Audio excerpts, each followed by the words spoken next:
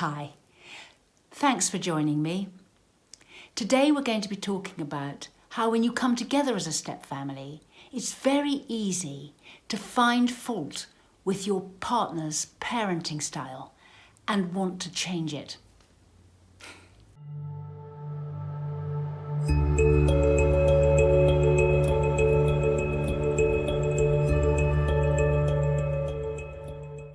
I post once a week, so do subscribe to my channel and hit the notification bell, and I'll let you know every time I post.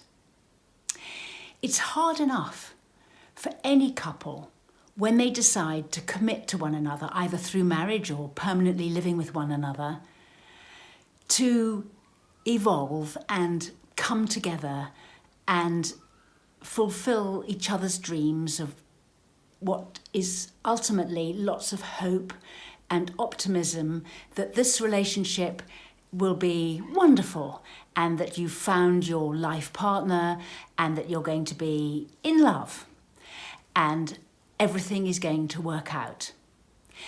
Add into that mix that one or other of you have children, or maybe both, have children, and you're going to bring them together into this new family or new relationship going forward.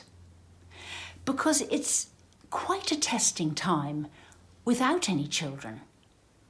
But if you add children into the mix, then it's always going to be much, much more complicated.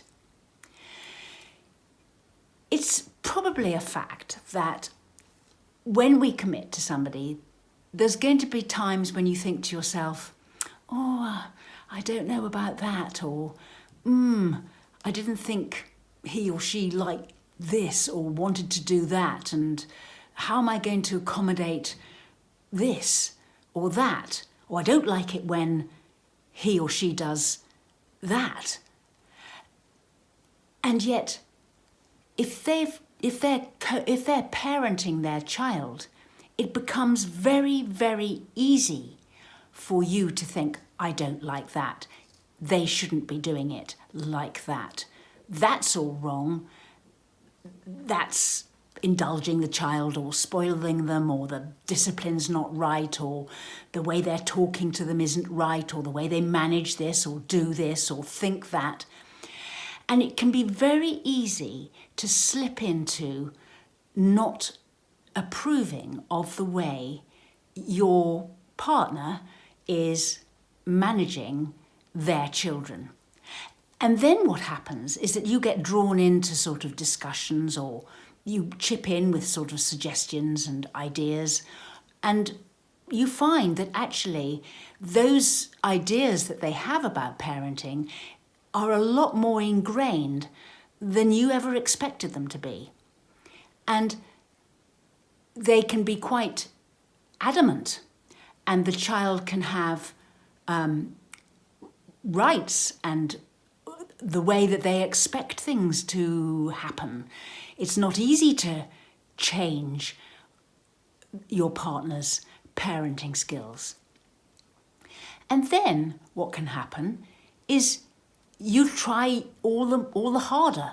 You might get involved, you might make some changes that work out and are good, and you feel as though you should be supported in this. But you find actually that your partner could pull away. He or she has a history with what went before, with the ex-partner. They've come out of a relationship where there was a way of doing things. And you can find that it's like you're getting nowhere. This can lead to, and I think it's faster in step families than in traditional bio families, a dissatisfaction with your partner, a real one. What have I married? What have I let myself in for? I financially committed myself to living together, to being like this, and actually, I don't like it. You get there much faster in a step family. Now, you've got a choice, obviously, to a degree, depending on your circumstances, but you could at any point bail out and say, this is going nowhere further. But if you decide to stay in and you want to make a go of it and you want to make it a success, I really advocate that you stop setting about changing things that can't or won't be changed. You can have little successes and little goes at things, but if you really find yourself in a situation where you're becoming more and more dissatisfied, this person isn't turning out to be your life partner, you have lots of criticisms about the way they're doing things, you can see the way it should be done, but it's not being done like that. And you become quite a cross and frustrated, disappointed person. If you find yourself in this situation, I would try and pull back and get a little bit of distance between you and what's going on. Because actually, the partner you've chosen is probably really wanting to make this relationship work. But the more you push, the worse it'll be for them, their child, and your relationship. Best probably to step back and just look at the situation and what it is. And don't try and change the world. Accept what is.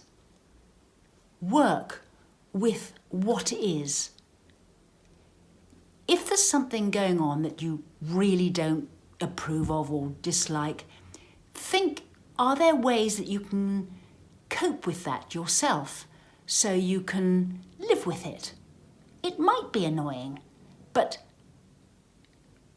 rather than try and change it, see if you can't come up with another solution. Maybe there are two things that can be happening at the same time, or you can go out more and you can lead a life of your own, or you can involve yourself in more self-care, so do things that you want to do.